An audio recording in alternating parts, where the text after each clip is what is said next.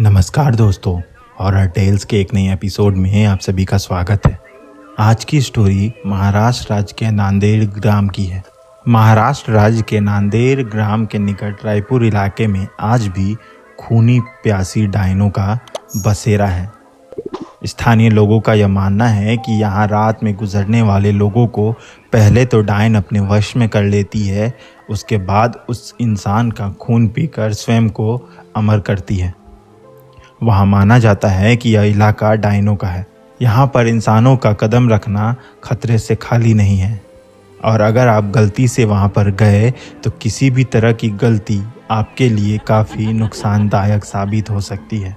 अगर आपको यह कहानी मनगढ़ंत लग रही हो तो आप नांदेड़ ग्राम जाकर उसके आसपास के किसी भी पेड़ में एक कील गाड़कर खुद ही देख सकते हैं। आपको वहाँ से निकलने से पहले मौत का सामना ज़रूर करना होगा, और अगर आप लकी रहे तो शायद वहाँ से ज़िंदा बचकर वापस आ पाएंगे। नांदेड़ गांव के निकट एक छोटा सा गांव था। उस गांव में ऐसा माना जाता है कि पहले एक डायन रहा करती थी, लेकिन उस डायन ने गांव की कुछ लड़कियों की आत्मा को अपने वश में कर रखा था। आज वही लड़कियां इन डायनों के साथ मिलकर खुद को अमर रखने की कोशिश में लगी रहती हैं, जिस कारण से यहाँ इस गांव में पुरुषों का रात में निकलना बंद है।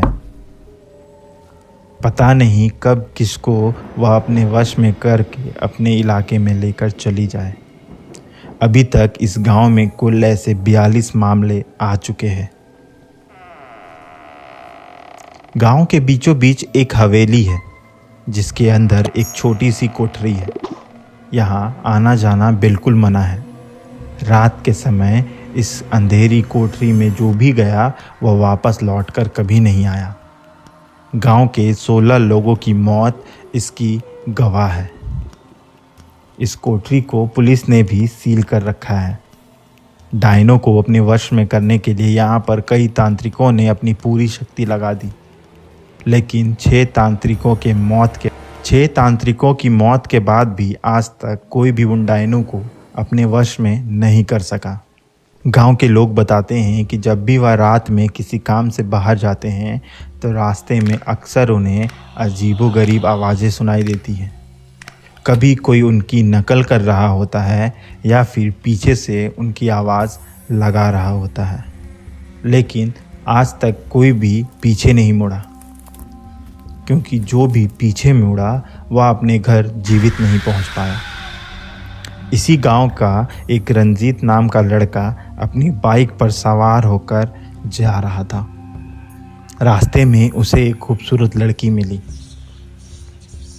रंजीत जवान था। उसे उस लड़की को देखकर कुछ अनुभूति हुई। लड़की ने जैसे ही रंजीत से लिफ्ट मांगी, रंजीत ने बिना किसी झिझक के उसे अपनी बाइक पर लिफ्ट दे दी। काफ़ी लंबा रास्ता तय करने के बाद रंजीत को ऐसा लगने लगा कि उसकी बाइक पर बैठी औरत अचानक से गायब हो चुकी है।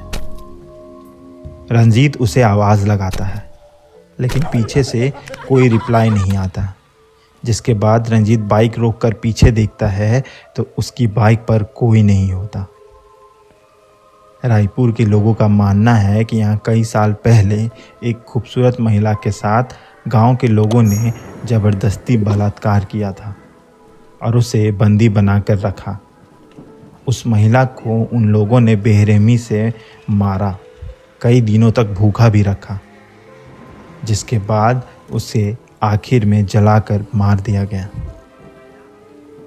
उस लड़की की आत्मा एक डायन से जाकर मिलती है, और उस डायन ने उस आत्मा को एक ऐसी शक्ति दी जो उस गांव से अपना आज तक बदला ले रही है।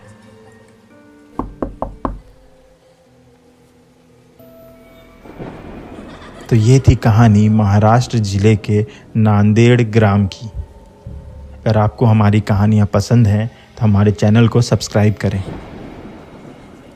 बेल आइकन दबाना बिल्कुल ना भूलें। धन्यवाद।